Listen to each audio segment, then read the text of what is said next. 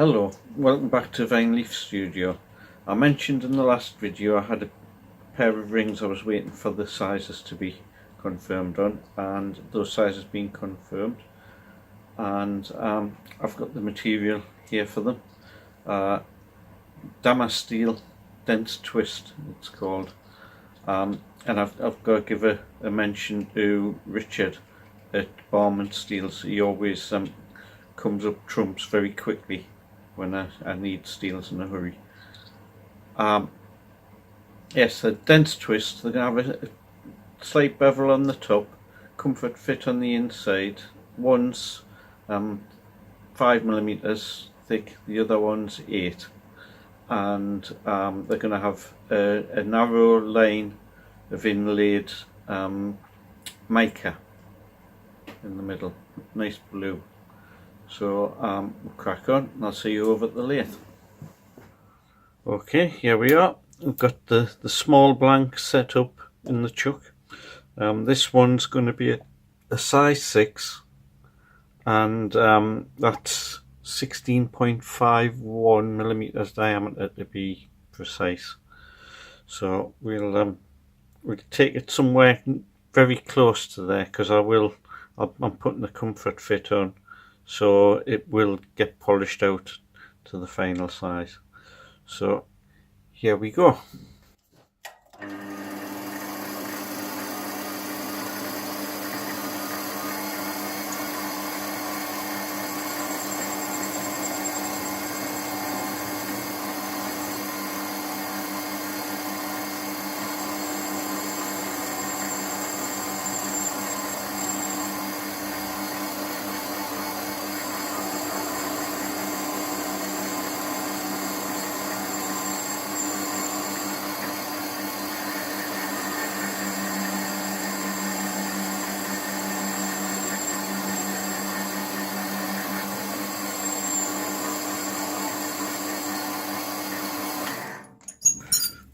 Take a quick check on what the size is there, so we don't have a huge amount to come out. 13.7, so okay for another 2mm. Check the size again.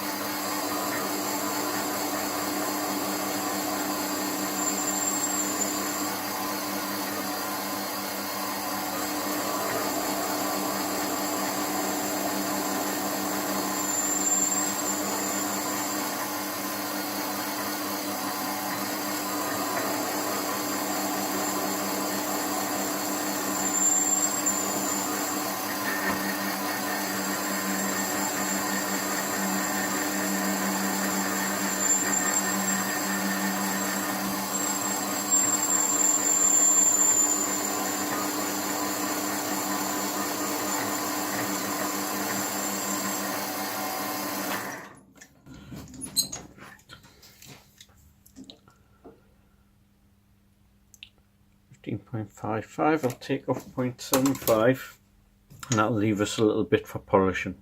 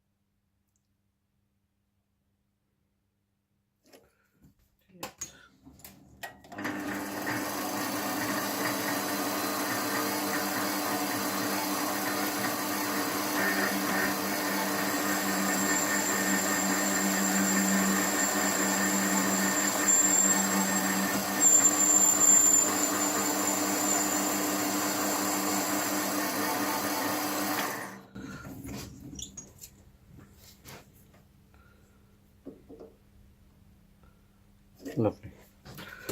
Okay, so I'm going to put a slight chamfer on now, well, leading, just to start my comfort fit off.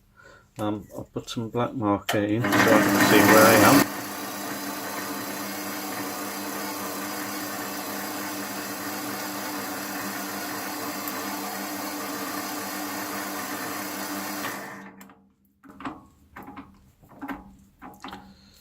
This gives me a visual indication of how close I'm getting to the centre of the ring. Just wind the back a bit. I've got the tool set, the taper set at 5 degrees, and look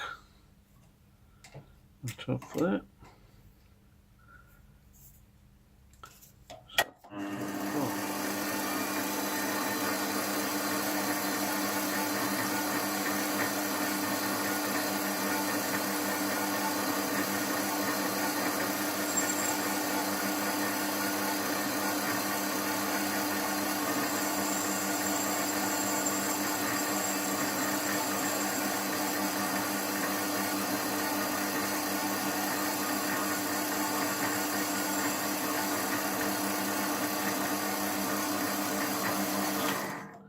There you go. This just gives us a little less to grind out when we come to doing the hand grinding, and gives us a more accurate start. Okay, so I'll turn it around and do the same to the other side. I'll switch the camera off, and when I come back we'll have the other ring set up. Okay, so I've got the second blank set up ready for boring, but before we do that, just see if I can show you the inside of here, show you what I've done. So we've got taper both sides now, we've got a small flat in the middle, and later on when we set back up with the grinder, that will blend in nicely for a comfort fit, and a nice radius on the two corners. So here we go. Should say this ring's a size 11. That's just double check. That's a 20.68. So we'll take that to about 20.5, and that will leave us our chamfering on here. So here we go.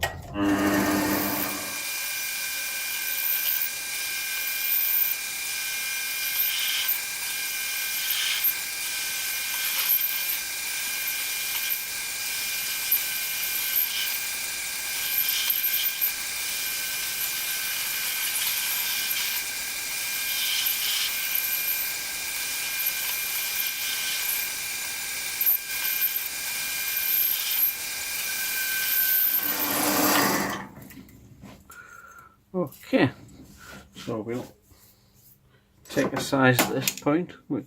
Must be getting fairly close now. Yeah, so there's about 2mm to come off.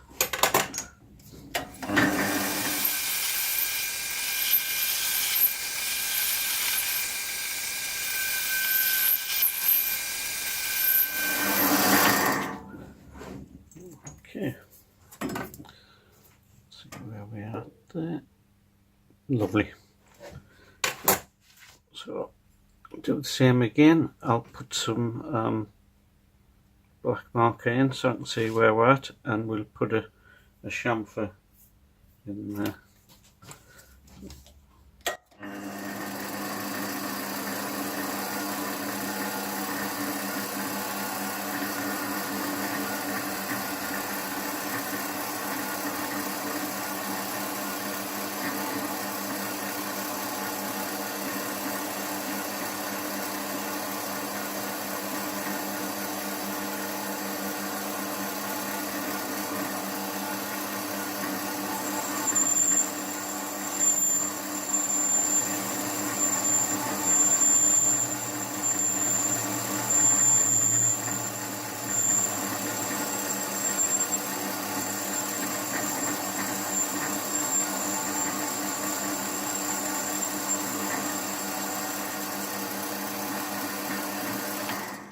Lovely. Now, when we come back, I'll have this set up in the mandrel to start turning the outside. Okay, so I got my lead in on both sides of the bore. Now we're going to turn the outside. Now the bore's 20.68, so I want 2.5 mil of height, so we'll call that 25.68, 25.5, somewhere around there.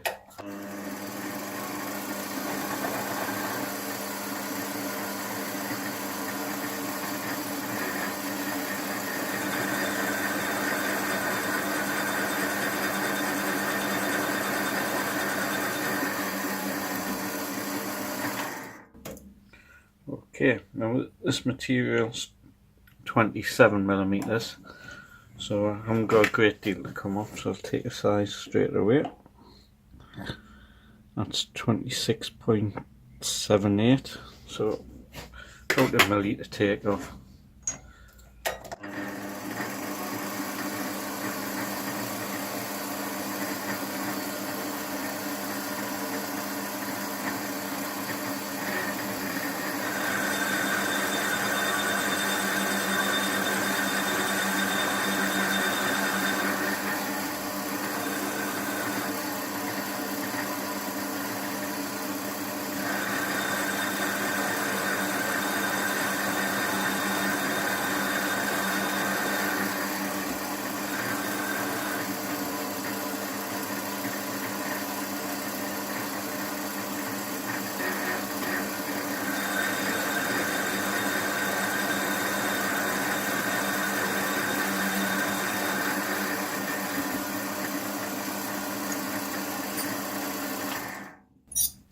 Okay, so that's my starting point. We're going to put a bevel on, but first of all we'll now go back and grind our comfort fit on.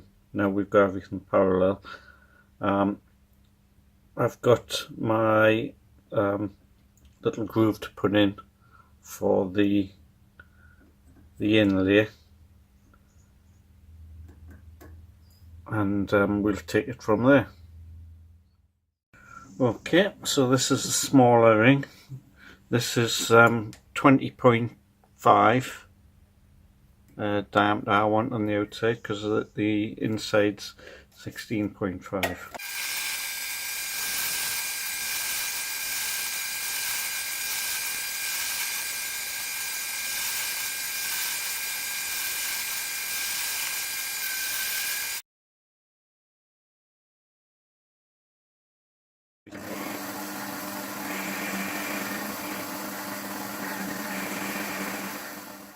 So I'll just take that edge off.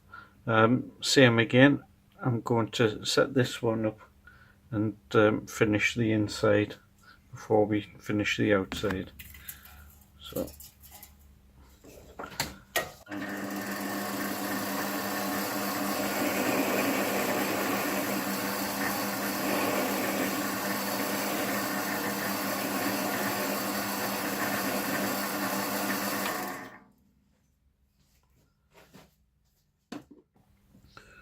okay, so we're set up. I've got the grinder, and I'm going to round this profile off inside and put a nice radius on the outside, and do that with both rings. So here I go.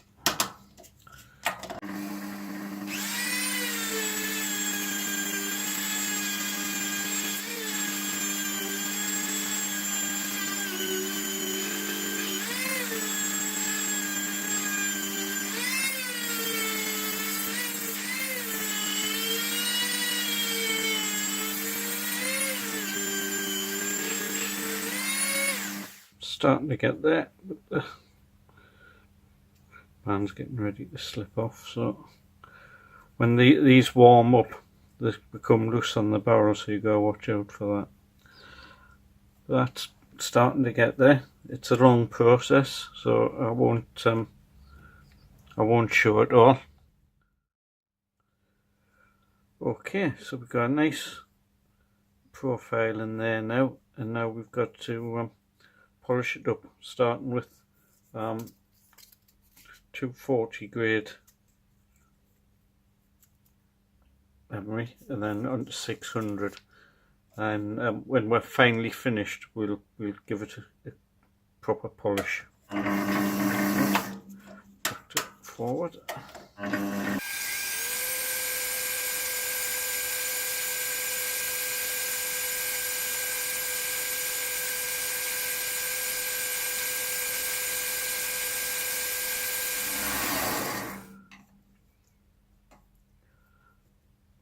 Quite good.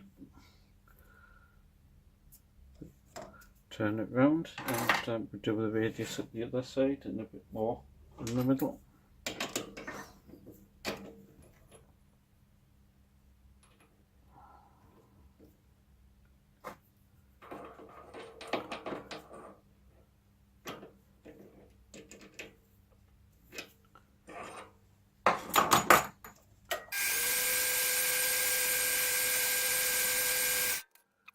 Okay, that's looking good. Take this one out and we move on to the small ring. Okay, so I've had to put a smaller grinding wheel on for this ring because the diameter was so tight I wouldn't be able to tip it at an angle to get the radius on. Okay, so here we go.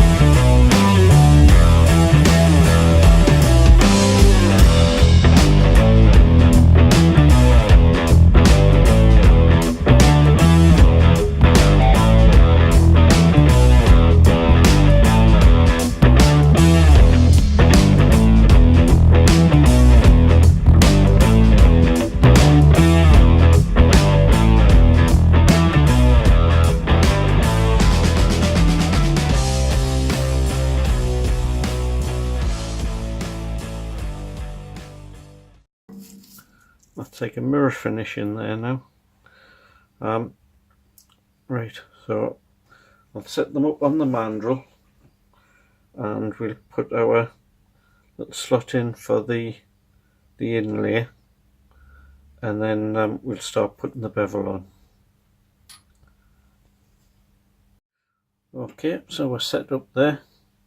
I'm just going to take this in about 1.5 millimeters. And that should give us a nice depth of inlay.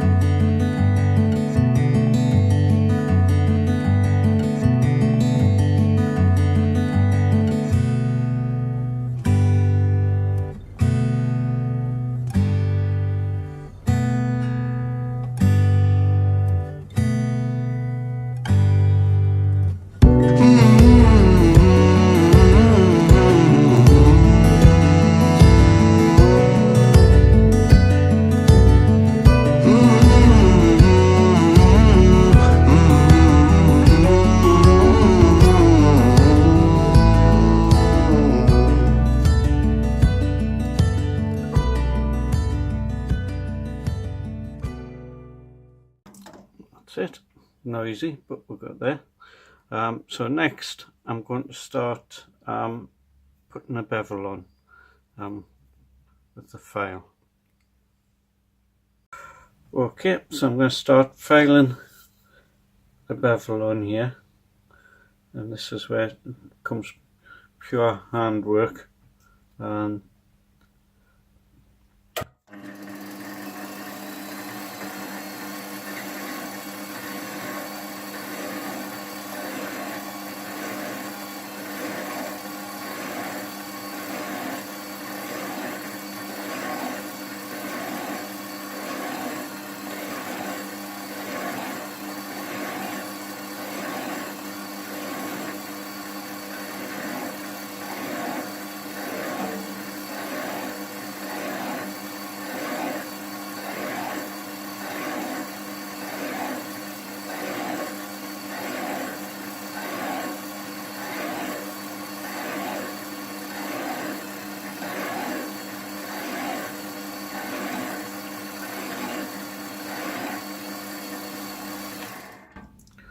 okay, so I've filed 2 lead-ins on there. That's starting to give me the form I want.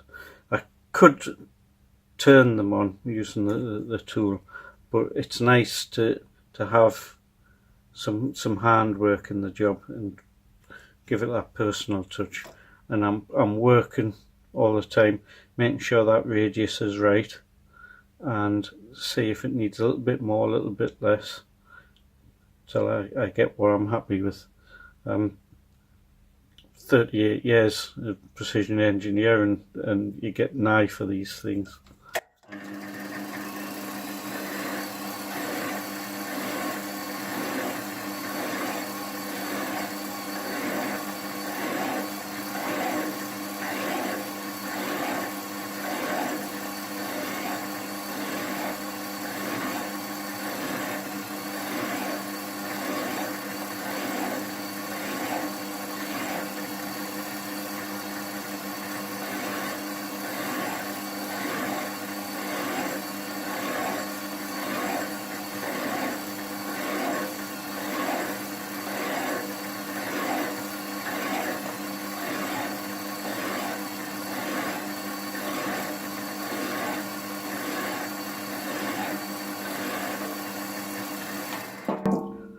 Okay, piece of paper under there so I can see what it's like. A little bit more at the front. That's looking nice.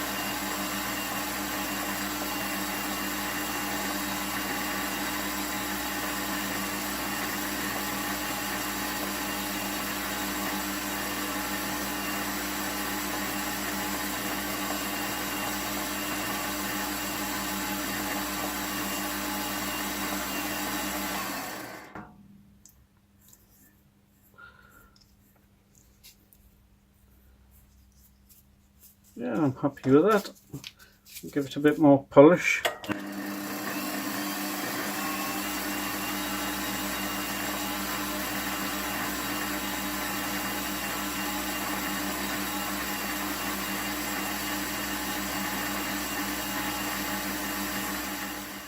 Okay. Next operation, I'm going to give it a light etch in the acid, and what that does is it gives me some etching inside the groove, which means that the inlay, when I put it in, has something to really get a hold of, and to make sure it never comes out. That's looking pretty good. Before I move on to that, I'll do the smaller ring.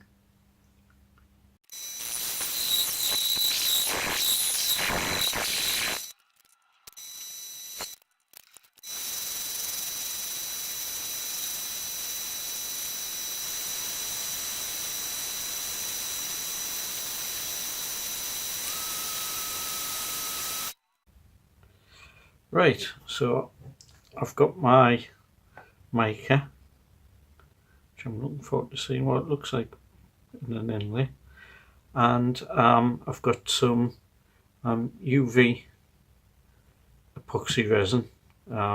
This is stuff I usually use that it chemically bonds as well as bonding off the UV, so I find it more consistent, although it is expensive. So put some of this on here.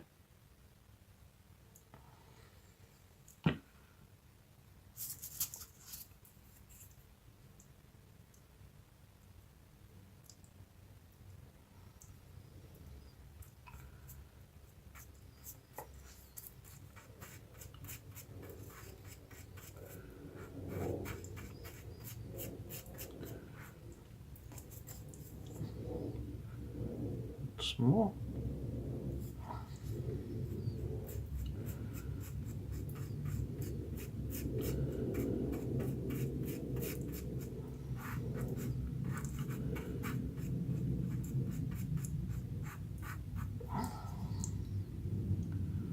And some more.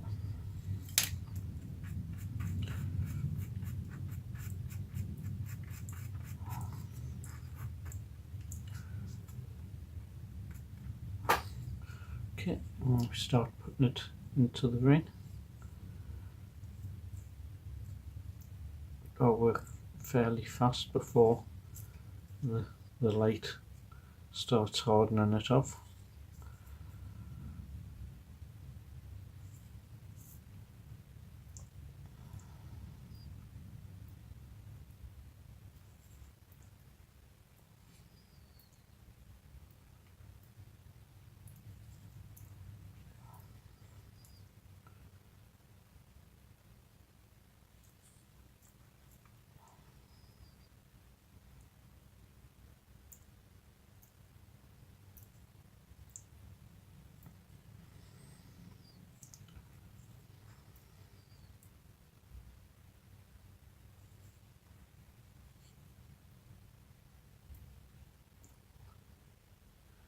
Make sure you've got that slot full all the way around.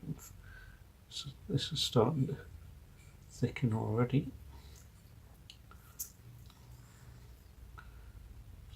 There. Okay, and I'll just give it a blast of the UV light here.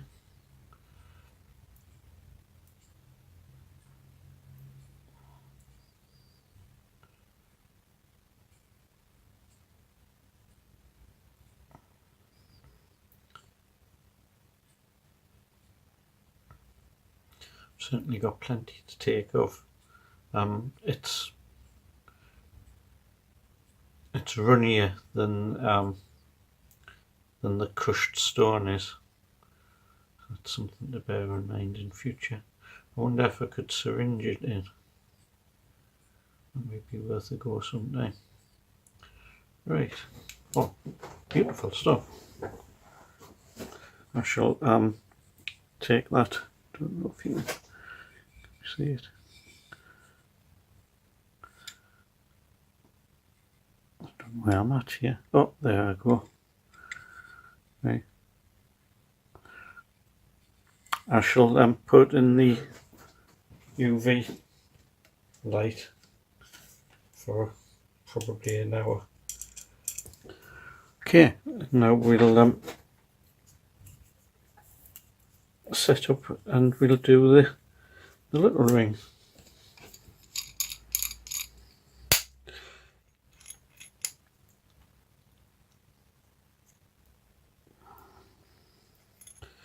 This ring holder is very, very handy in these situations.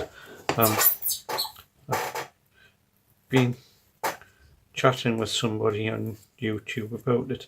I found this one on eBay and they are still selling them on there, and they were only £5. So if you're doing any kind of this work, I can recommend buying one. Right, shouldn't need as much this time.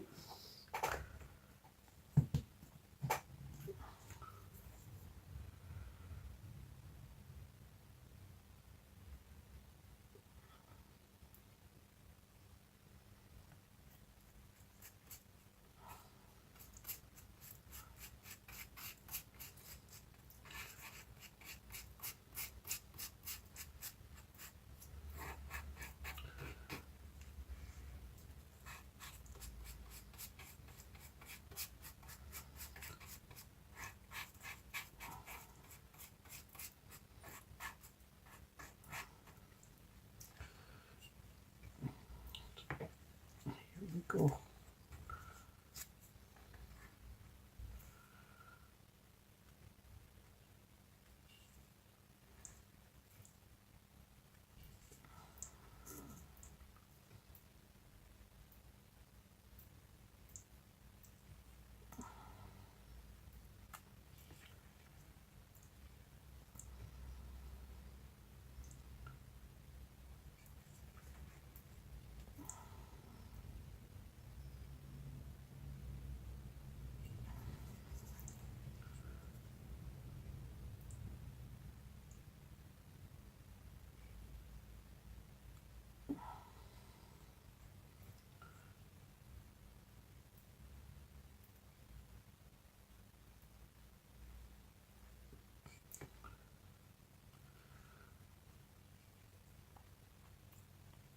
That was quick enough.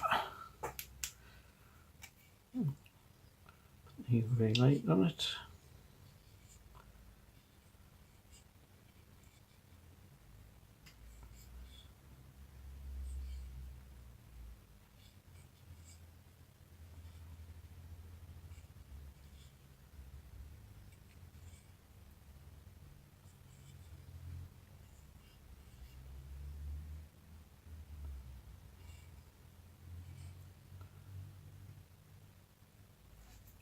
We put that under the light as well. When it's hardened off, I'll see you back at the lathe. Okay,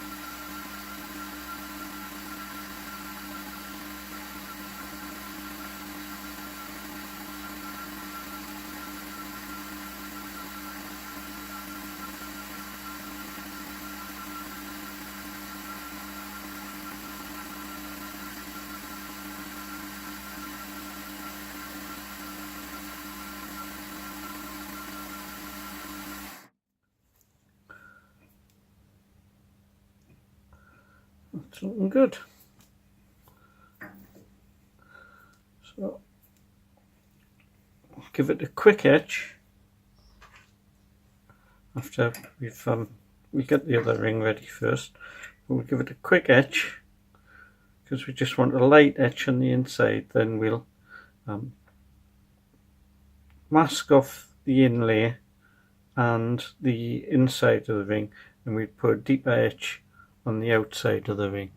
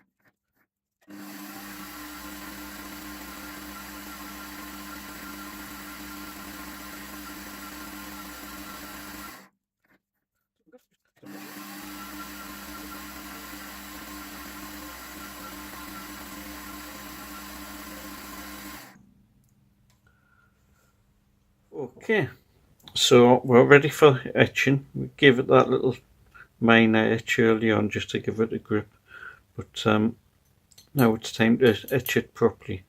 So first of all, a bit of a spin in the pickle. This takes any greasy fingerprints off, so we get consistent etch out of there, and then into the ferric chloride. Same with this one.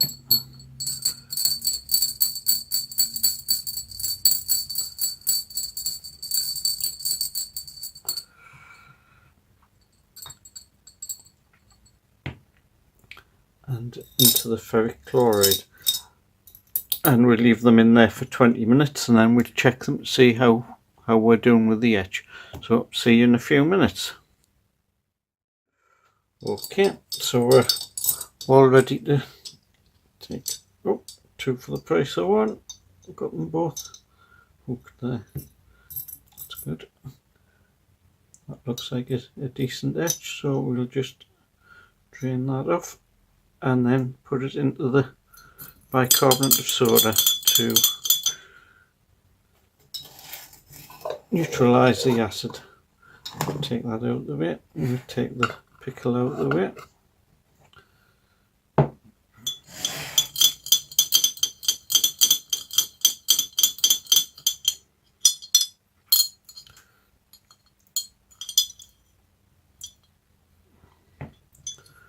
First one out, just a clean cloth.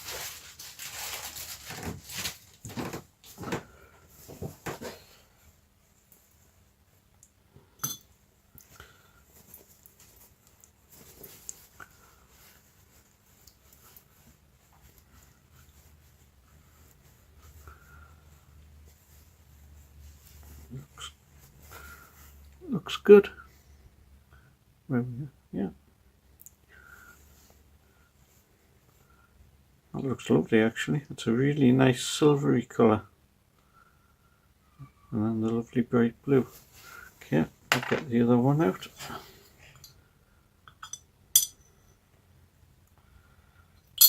Look.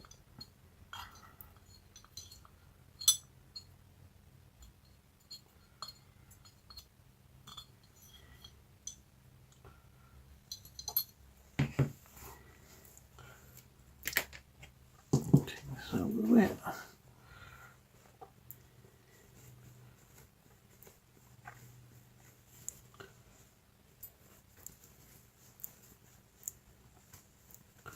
It's lovely too.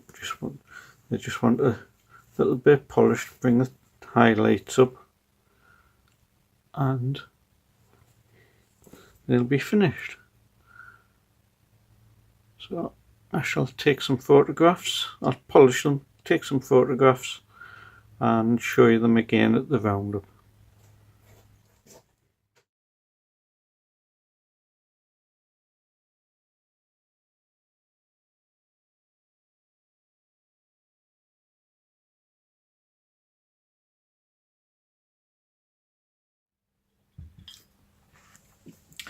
Well, thanks for sticking with me again. Got the things here all ready to go off to New Hampshire tomorrow, so I hope they're pleased with those. Last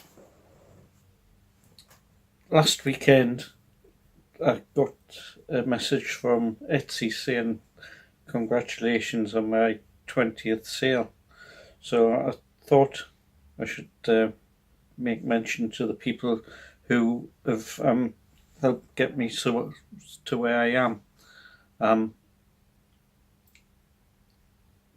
I passed 20, I got 21 at the weekend as well.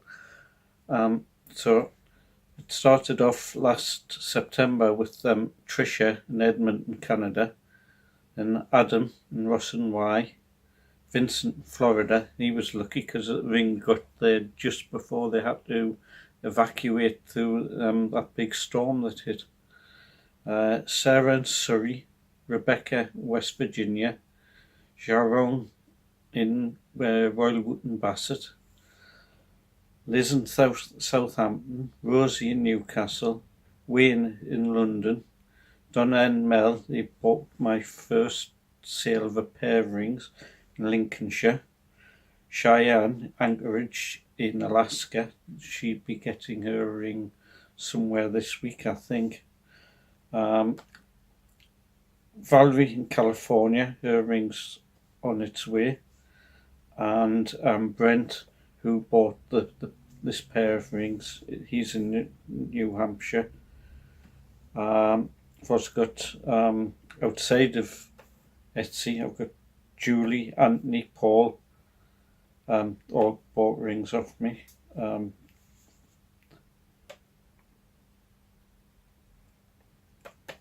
know what to say really.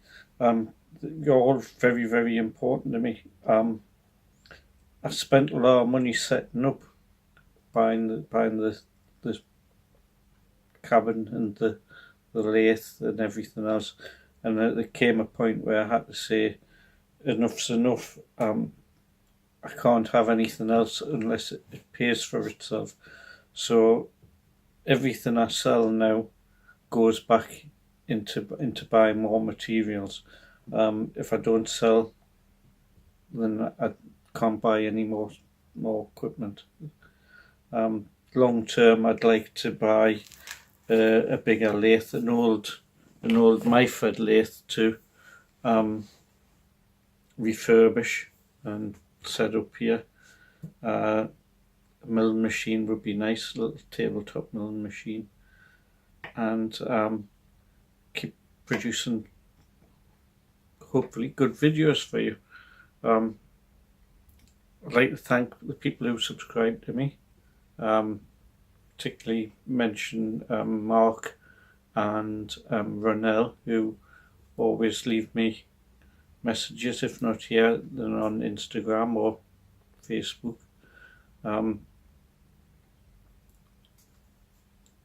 There's times when things get tough, and it's the encouragement I get from people buying my things, liking my things.